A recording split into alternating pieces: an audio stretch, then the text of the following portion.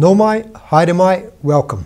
I'm Bruce Munro, and with me is International Relations Specialist Professor Robert Patman, and this is Global Insight. It's 1 year since Russia invaded Ukraine. Let's take stock of New Zealand's response to the greatest use of force in Europe since World War II. Welcome, Robert. Morning, Bruce.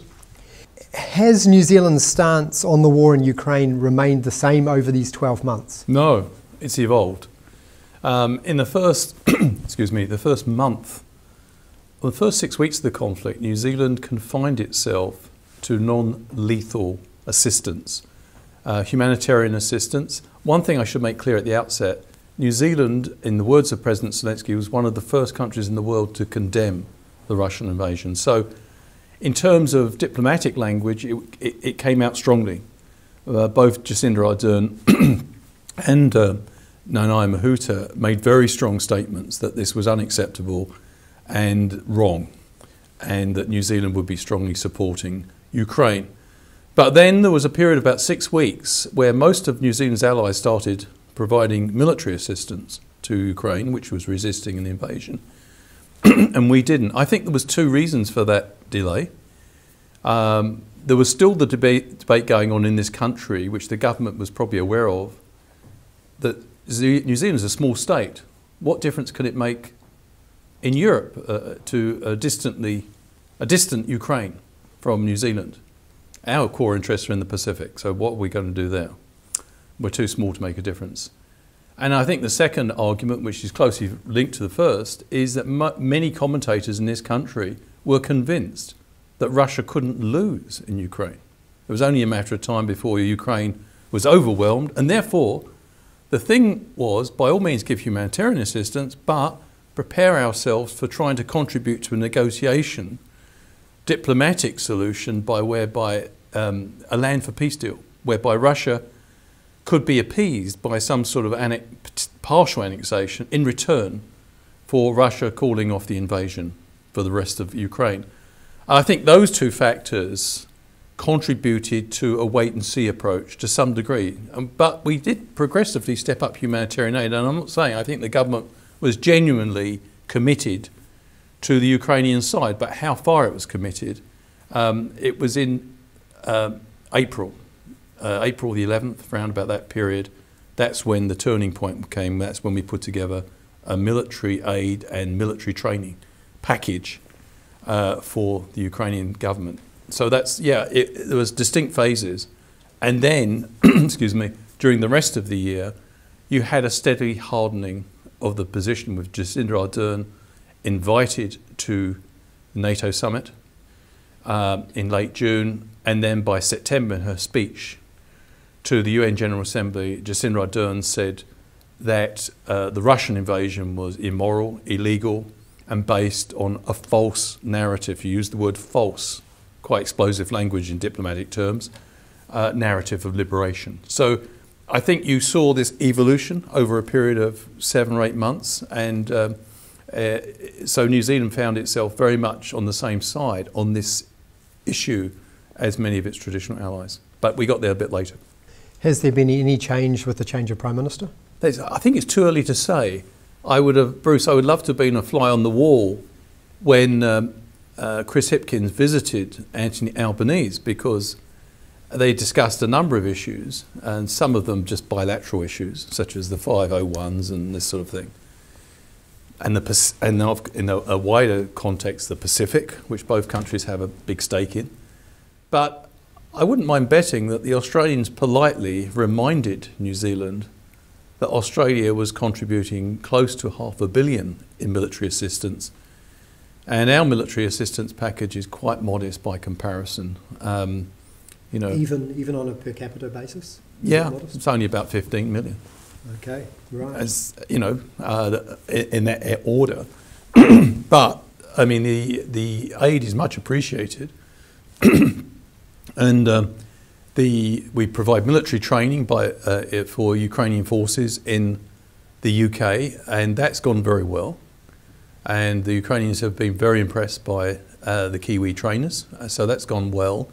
And we've provided a relatively modest amount for actual purchase of weapons. I think it's about 7.5 million New Zealand dollars, by which the UK would procure weapons for the Ukrainian side.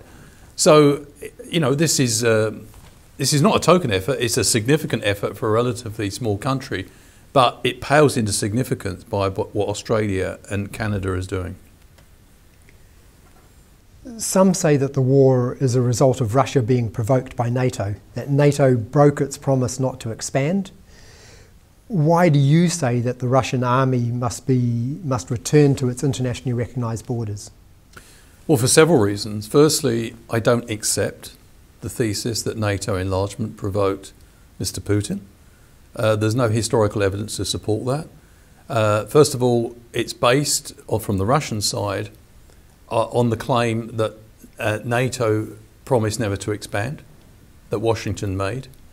But it's a multilateral alliance, and the impetus for NATO enlargement, by the way, didn't come from Washington. It came from the states of Eastern Europe. If you look at the different rounds of enlargement, they've all come from those states which had memories of Russian domination during the Cold War, when, you know, Russia's predecessor, the Soviet Union.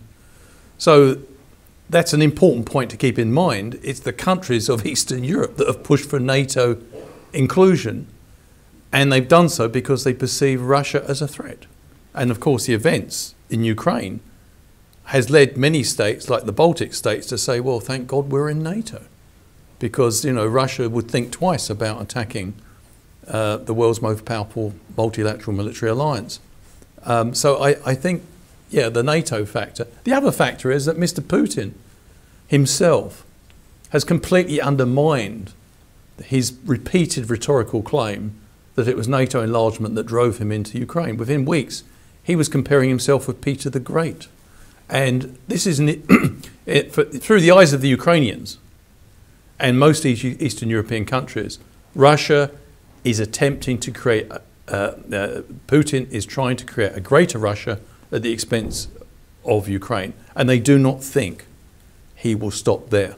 What they see is, in their perception, Russia is in the business of trying to create a sphere of influence in Eastern Europe. So then, is New Zealand doing enough to help Ukraine liberate itself? I personally think New Zealand should do a little more. We haven't got the sort of resources that Australia or Canada have got. But I do think the liberation of Ukraine, the ejection of Russian troops from Ukraine, is a core foreign policy concern for us. We are, as we've had many conversations about this, but New Zealand is utterly dependent on an international rules-based order. What Mr. Putin is trying to do is undermine that. So that has direct consequences for our national interests.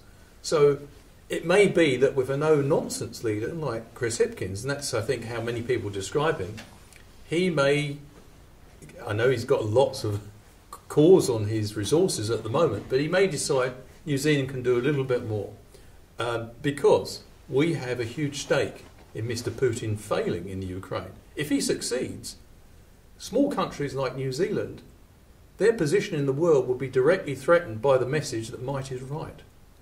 And we need a stable international environment to conduct our business as a small but global trader. So there's a lot at stake here for us. And so I'm wondering how far you think that New Zealand should go.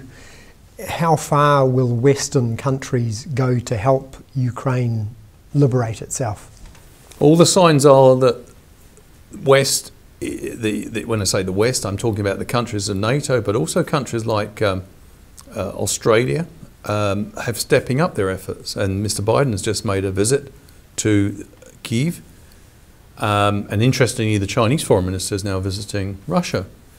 But the indications are that NATO has actually been bolstered by these events, with Sweden and Finland now knocking on the door. And so I think we are in for a period of increased support for Ukraine rather than diminished. Mr. Putin is probably hoping that democracies, with their concern about constant elections, will lose interest. But I think the West is actually much better positioned to sustain a long war than he is, because this war is costing Russia a lot of money and a lot of treasure in terms of lost people.